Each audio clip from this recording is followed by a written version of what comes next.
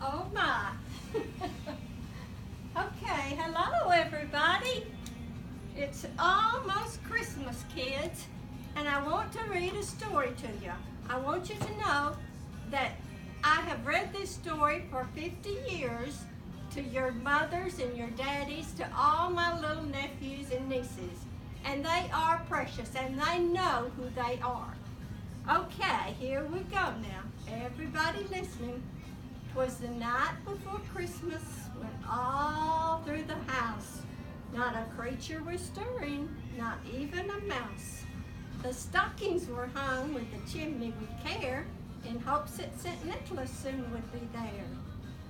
The children were nestled all snug in their beds while visions of sugar plums danced in their heads.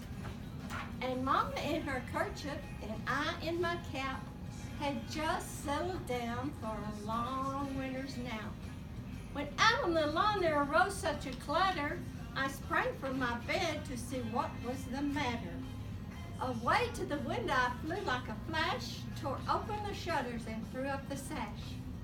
The moon on the breast of the new fallen snow gave a luster of midday to objects below, when what to my wondering eye should appear but a miniature sleigh and a tiny reindeer, with a little old driver so lively and quick, I knew in a moment it must be St. Nick.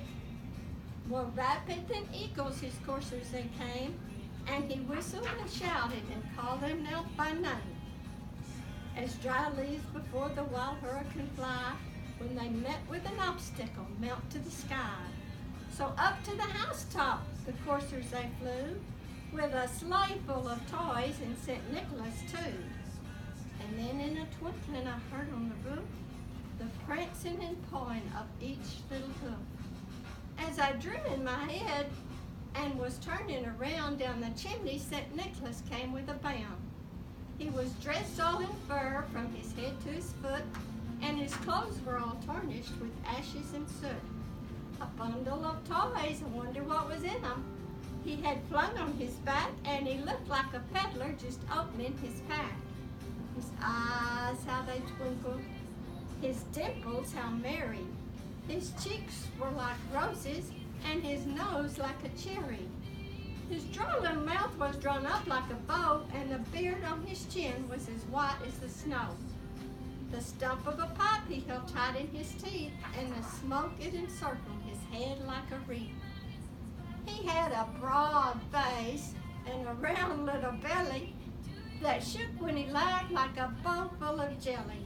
He was chubby and plump, a right jolly old elf, and I laughed when I saw him in spite of myself. A wink of his eye and a twist of his nose, a wink of his eye and a twist of his head soon gave me to know I had nothing to dread. He spoke not a word, but went straight to his work and filled all the stockings and turned with a jerk. And laying his finger aside of his nose and giving a nod up the chimney he rose.